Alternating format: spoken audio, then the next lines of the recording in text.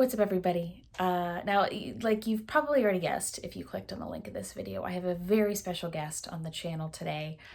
You know her from such films as Teenage Mutant Ninja Turtles, and she played my mom in Halloweentown. That is right, the amazing Judith Hoag, who played Gwen. We decided to film a little catch-up. We haven't seen each other in a while, and she's now living in Nashville and I'm still in LA. And we thought we would involve some of the fans. So we got some fan asked questions on social media and asked each other the questions.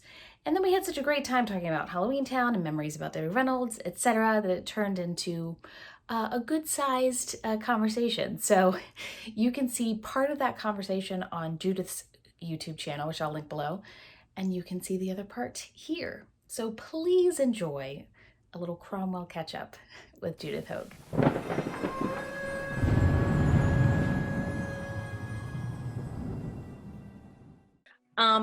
When filming, this is off of Instagram, did you expect Halloweentown to still be a classic movie now, today, in 2020? That 20 plus years later, it would be a classic movie. Did you have any idea when you were shooting? Absolutely not. No, I mean, we were, I think, the second or third ever original movie, Disney Channel original movie that they had ever done. Right. They weren't like Disney we broke Channel. the record for the other two. Yeah, Disney Channel was not like. You've got the biggest numbers, and it was like, well, we didn't have a lot coming behind us. They did do very well when they aired. Yeah. I don't know. I know over the years, I think they even expanded Disney Channel into more markets. Like, I don't think it was like a national channel on cable like it is now. So I don't think any of us really had any idea what it would grow to. I think so much because of social media and everybody finding the movie and watching it. I think it's been very surreal, kind of beyond our wildest dreams, to watch it take on a whole other life, which I'm so flattered by. But yeah, no, we had a moment. Had no idea. I'm gonna expand on the question. Was there a moment afterwards when you realized, oh, this is not going away? Not that you'd want it to go away, but this is a forever, or never say forever, but this is a thing. Was there like an event or something happened and you were like, I think I had a moment where, for me, where I was like, wow, okay, all right, this is awesome. I think it was probably I guess it was maybe like 5 years ago or so now, where the first year that I went back to St. Helens and lit the pumpkin there for Spirit of Halloweentown, and they told me that they had gotten it had kind of gone viral on social media and people started sending me things. And then that was where I started, those few years, maybe a little bit before that, where I started seeing like GIFs and stuff from the movie of people talking about it. And I was like, oh, wow, this is happening. Okay. But it was really GIF? What? Yeah, exactly. What? The first year I got there to St. Helens, and they ended up having to give me a police escort to walk into the town because there was not enough room. There's so many people that had showed up that they had to, like, I had to hold on to a bulletproof vest and like be escorted through the town. But they told me later that like 15,000 people had showed up, and that was standing there in the middle of town, just surrounded by people on the rooftops of buildings and stuff like that.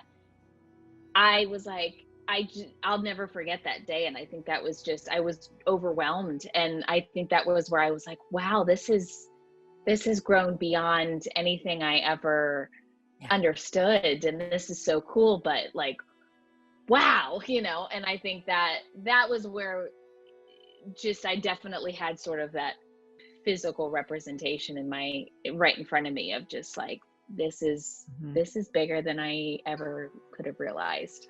Yeah. So it was cool. Well, that happened that year that we did it. And I remember like when we walked out, we had it again, it would seem like that event just kept growing. People. And then the year that we were all, well, I guess it was the first time or the second, I don't remember. It was when we did the dedication for Debbie. Oh yeah, okay. Yeah, that was a fun and year. I think that was the first year we all went back. Yeah. that was together. like a whiff of being, like a beetle. Yeah. Yeah, it was like I've never seen a crowd like that, like show up and you're like, oh, they're here to see me. Oh, okay. Yeah. Like Why are all these people here? Feel like feel like being like a musician at a concert kind of thing. It's like, wow. For me, I think it was about 10 years later, and I was in Soweto, South Africa, in a restaurant in Soweto, in this little restaurant, and I was waiting to get some food. You stood in line. There were these tables of like basically card tables with hot plates and pots on top, and you didn't really know what you were eating or getting.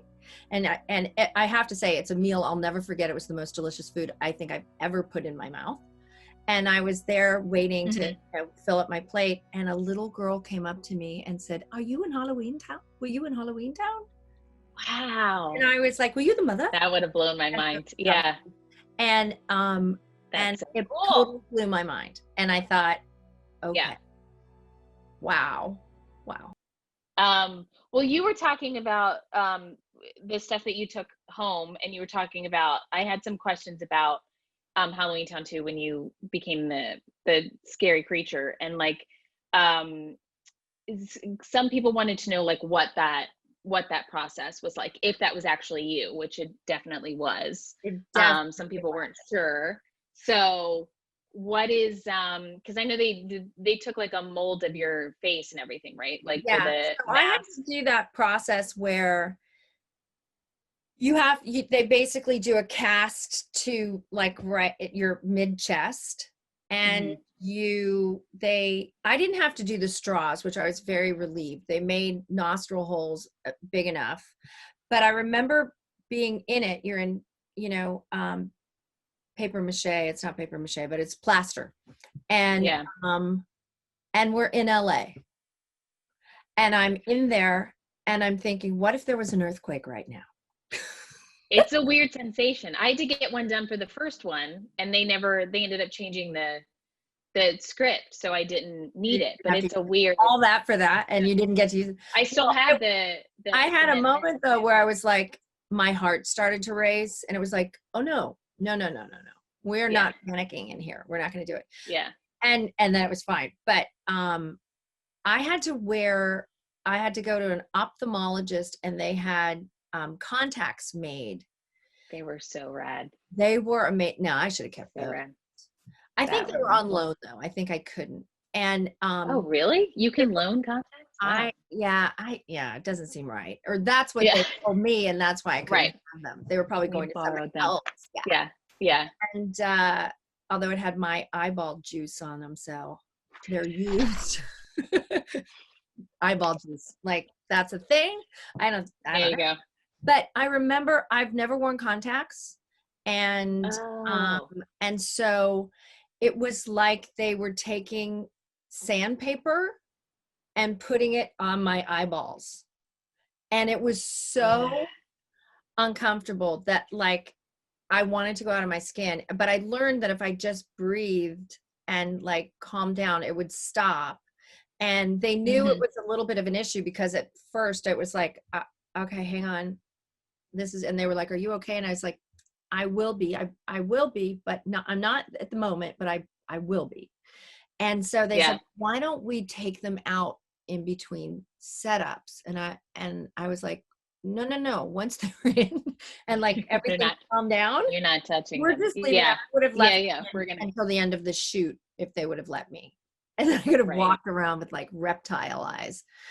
And they were so cool. They were so oh my gosh. But I remember the first time I saw you. I like turned into Mick Jagger. It was, they were like, stop.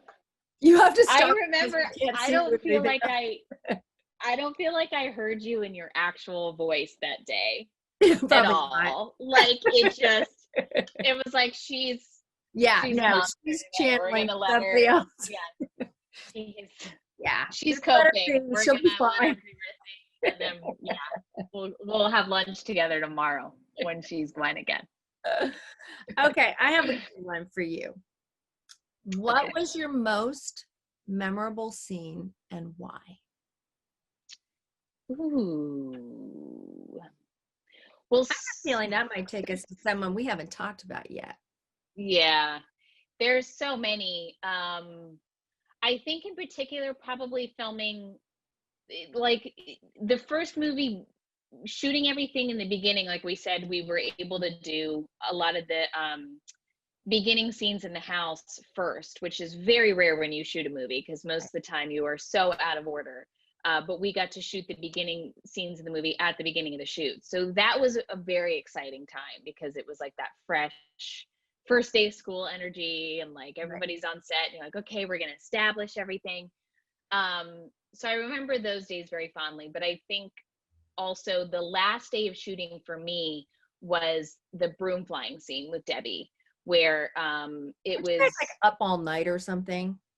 We were all day pretty much, but okay. we were up on like this big it was, the broom was basically it attached to what felt like a giant stool, and it was very high in the air. We were in front of a blue screen, and so for a lot of the times while they were resetting the camera, we just ended up sitting up there together. Right. And so it was my first time with Debbie, kind of having that one-on-one time with her all day, and that like especially in the first movie where there was a lot more stuff with all of the kids and all of the family. And I think Marnie and Aggie's relationship obviously grew, and we did a lot more stuff together one-on-one in the second and third one. But that was, I just got to spend the whole day up there with her. And I remember specifically thinking that day going, this is like, you never get this kind of like opportunity ever again. Like this is like the craziest thing to ever,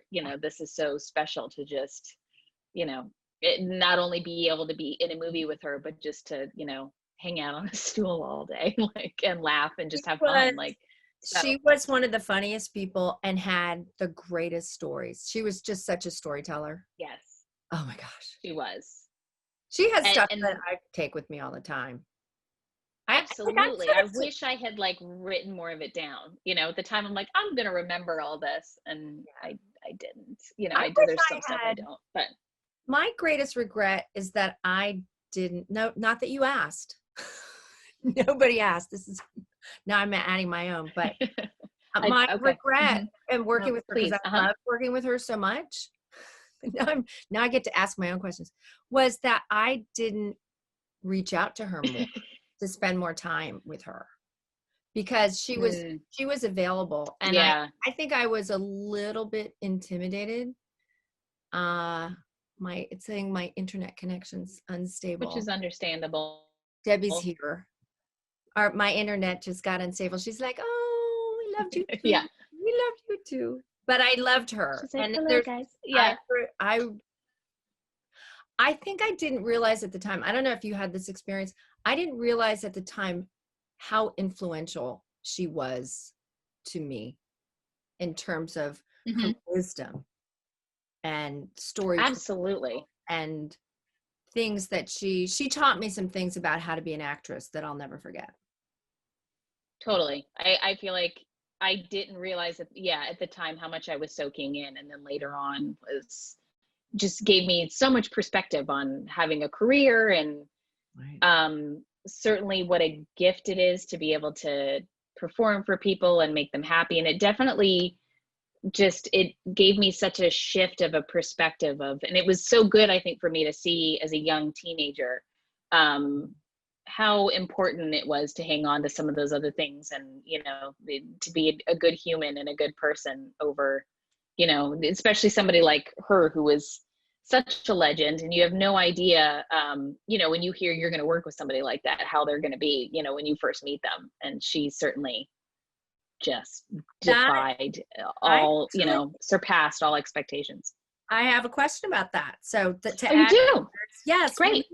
Were you a little nervous or intimidated when you found out that Debbie Reynolds had been cast in the movie, or had you already been cast in projects with her? I wish that was the case. No, that was my first project. I definitely was nervous a little bit because, like I said, you never know, You hear you're going to be with somebody who's, she had already achieved legendary status at that point. And I was like, okay, you just never know how that person's going to be. And she was so warm and lovely from the moment we all met her. I remember, because we all met at the table read, right? Was it at the table? So what she, do you remember what she said? I know. I don't know that I remember specifically. I will never forget it. Because, okay, so we're working with Debbie Reynolds, the legend. My mother was thrilled because they're like contemporaries. I think Debbie's older than my mom, or maybe the same age. But no, I'm sure she's older. But she loved Tammy. She used to love the Tammy movies when she was growing up. Yeah. Just loved her. And so I remember Debbie swept into the room and said, "Hello, I'm Princess Leia's mother." And I was like, yes. Screw that. You're Debbie Reynolds. And she was. Yeah. Oh, yeah. That's how self-deprecating she was. That was her. Yes. She was like, she had a bigger than life persona, and her energy was like, bam, I'm here. Yeah. But it was so gentle at the same time. Yeah, it wasn't in like an egotistical way at all. You to her as opposed to pushing you away. Absolutely. Yeah, that's a great way of putting it. Yeah. I remember years, it was probably 10 years ago or so, I was doing night shoots on a movie, and I decided to watch Singing in the Rain again in my trailer.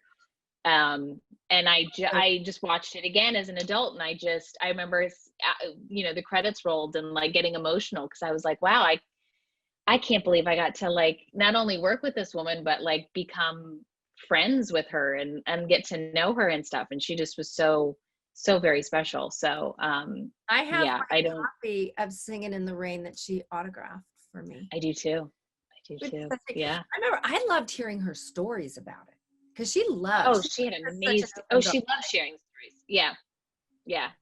I still have a card she gave me at the wrap of Halloweentown High that I immediately just framed, and I have it in my office, and I see it like almost every day, because it just, it's just good memories. Yeah. I think I'll be standing on set, and when they're coming in to light my close-up, it's like Debbie is standing next to me, and she says, "Now, Betty Davis taught me that you have to stand in for yourself." And there have been many times where it's like, I don't know if you've ever had a stand-in who didn't look remotely like you. Oh yeah. I think everybody has that moment where they walk on set and go, I'm like, I'm going to stand in for myself. If it was good enough for Betty Davis and Debbie Reynolds, it's good enough for me. It's true. Yeah. Where do you see Marnie living today? Would she be living in Halloweentown or the mortal world? Well, since we've kind of lifted all of the initial travel restrictions that were upon us in the first Halloweentown, we kind of broke all the rules and came up with our own portals. I think she'd probably still be going back and forth. I always get different ideas pitched to me about where Marnie would be now. I also would like to think that maybe she's, mayor, or running for mayor, or doing something in some sort of leadership position in Halloweentown, continuing to want to, progress everyone forward and having, the residents of both worlds continue to embrace each other and live together and teach each other good things from both, both worlds. So that's like a movie where I would moment. Think.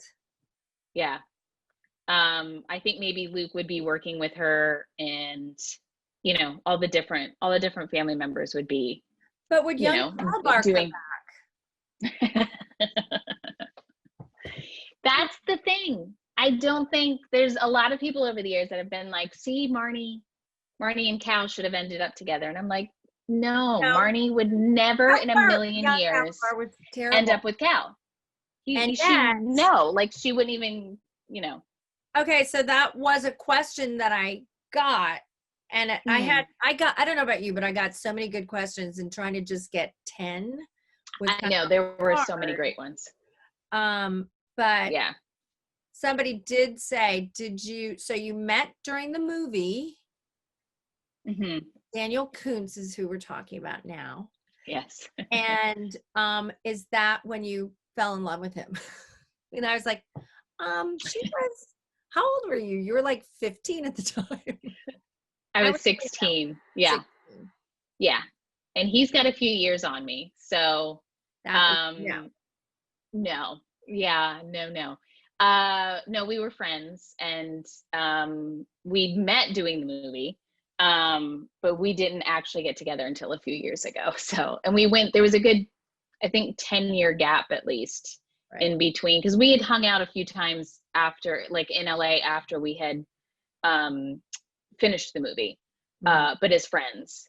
Right. And then I don't think we saw each other for a good 10 years or so before I reached out, and with the sole purpose of doing some stuff for my YouTube channel, which we did. We did some sketches and a little short film about where Cal is now. And then things kind of unexpectedly turned romantic. Would you consider yourself an entrepreneur? Yes, I would, actually. I think now that I've expanded into running my Etsy business, and kind of, I look for different ways to be creative, I guess, is where it's all grown from, either filming for YouTube or creating and making the stuff that I do for my Etsy shop. It's really and just what's been a desire. Shop? So people who don't know, it's called Craftily Creative, and there will be a link to your shop and all of your social media and everything. So we do like graphic tees, and they're my good. Thank you. My good friend Liz, who runs it with me, does makes greeting cards and gift tags, and I paint. And then this year we did keychains. I saw from the Halloweentown book, and we did. So many people have asked me about the red and blue headphone from Halloweentown too, that I was like, I have to make something fabulous. Thank you. So that's been I need to go on there and order them, because I think that they're awesome. I'll send you some. Do you have an inside scoop on that? Yeah, I'll just send you some. Okay. Right to your house. Yeah. Okay. And you can bring them if you want to come to Nashville. You can just hand deliver them. Okay. I'll come visit, and I'll come stay over. I would love great. That. You would get my bed ready. How much fun would get my guest room ready? Oh, too much fun. That would be a blast. I would love that. I love when we would get together and hang out or hike or do stuff. I love you so much. Me too. I love you. One of the best gifts that I've gotten from doing these movies and being part of this. And it's, I'm really fortunate in that I have a couple of movies that have stood the test of time, which is really unusual. Mm-hmm. And each one is equal in its blessing, and it's just such a gift. And I don't know about you, absolutely, but Halloweentown fans, stop it. They're the best. They're the most amazing. Over the years, certainly, I've just gotten so much back and forth with fans over the years, but I think it has been equally as touching to me and my life to read all of the stories that people send me about how we touched their childhoods or got them through a certain period in their life. And reading a lot of their stories has definitely touched me on, a day where I needed some love. I needed to be reminded of certain things, or maybe had like a tough day in LA, and just would get just the sweetest notes from these fans. And I just appreciate it so much, because they have given back so much, certainly so much love over the years. And it's so honored to have that, that connection with everybody. It's so cool. Yeah, that was one of the things, was one of the lessons I got from Debbie. That I was thinking about that as I just said that, because I think she really showed me what a gift it was to be able to perform and to be able to touch people in whatever way that she could, and whether she was doing a live show or something she played on screen. And that's why she never wanted to stop doing it. I mean, I saw her in shows years after we did Halloweentown High live shows, and she just, I mean, it fed her, and she loved meeting people, and I just really taught me that's, what a special position it is to be able to do that for people. So I never ever try to never ever take that for granted. And I feel the same way about our fans. They're incredible. They're incredible. They're so kind and sweet and generous and smart and funny and vulnerable, and we're just incredibly lucky. We really are. Really lucky. And then I get to see you at the end of the month. I know. We're gonna hang out and see some fans. Speaking of which, we're doing a Q&A panel together on Halloween. Isn't it a whole virtual Comic-Con? It is, yeah. But Galaxytown figured out how to do it. Yeah, they figured out how to do it all virtually. This will be my first virtual. I haven't done a virtual one yet either. I have no idea how this is gonna go. Yeah, I think we're gonna get to do the panel all together, and then if people want to stay and get autographs or one-on-one video chats, they can do that too. But they should come and hang out for our Q&A panel on Halloween. Oh my gosh, I love you so much. I am so glad to do this together. Yeah, this is fun. When my podcast is on, you come as a guest? Absolutely. I would love to. That would be fun. I would love that. That would be fun. Always invited. Come and visit me. And I'll call you when I'm in LA next time. Please do. I would love to see you face to face. I would love that. All right, girly. I love you so much. And love you. And we will talk soon.